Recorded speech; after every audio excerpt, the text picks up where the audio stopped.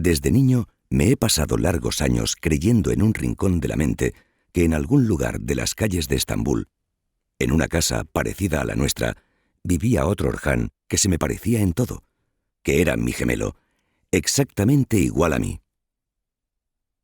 No recuerdo dónde ni cómo se me ocurrió semejante idea por primera vez.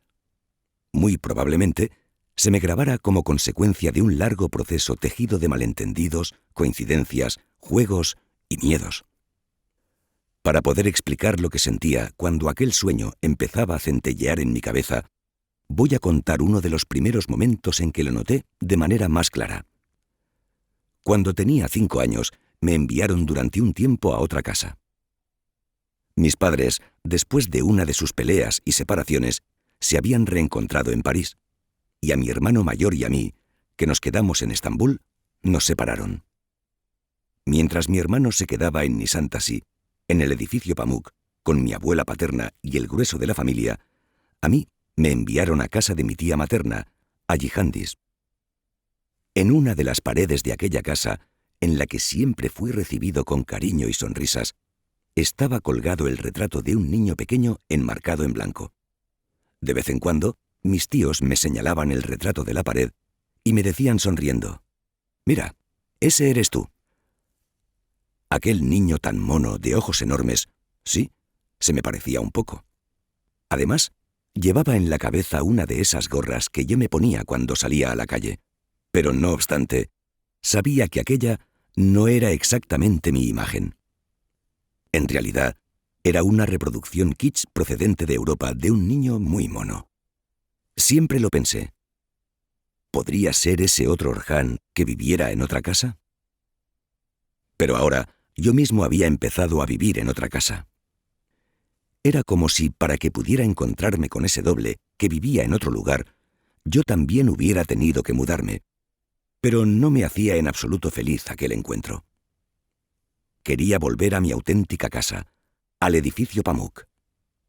Cuando me decían que yo era el del retrato de la pared, me sentía un tanto confuso. Todo se me mezclaba. Yo, mi retrato, el retrato que se me parecía, aquel niño que se parecía a mí, los sueños de otra casa, y lo único que quería era regresar a la mía y quedarme allí para siempre con el resto de la familia.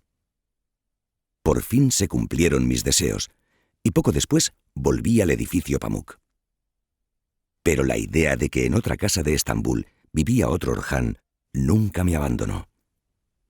Aquella fascinante idea siempre estuvo a punto para cualquier eventualidad en un rincón de mi mente, fácilmente accesible durante toda mi infancia y mi primera juventud. Las noches de invierno, mientras caminaba por las calles de Estambul, se me pasaba de repente por la cabeza con un escalofrío que el otro Orhan vivía en alguna de las casas cuya luz anaranjada podía ver, en las que me imaginaba que una gente feliz y contenta llevaba una existencia tranquila, y cuyo interior intentaba vislumbrar. Según crecía, aquella idea se fue convirtiendo en una fantasía, y la fantasía en la escena de un sueño. En alguna de las pesadillas de las que me despertaba gritando, me encontraba con aquel otro Orhan, siempre en otra casa, o los dos Orhan nos mirábamos en silencio, con una sangre fría sorprendente y despiadada. Entonces, entre dormido y despierto, me abrazaba con más fuerza a mi almohada, a mi casa, a mi calle, al lugar en que vivía. Pero cuando me sentía desdichado, comenzaba a imaginar que iría a otra casa, a otra vida, al lugar donde vivía el otro Orhan, y de repente empezaba a creerme un poco que yo era ese otro Orhan, y me entretenía con los sueños de su felicidad. Esos sueños me hacían tan feliz que ya no sentía la necesidad de irme a otra casa. Y llegamos a la cuestión fundamental. Desde el día en que nací, nunca he dejado las casas, las calles y los barrios en que he vivido.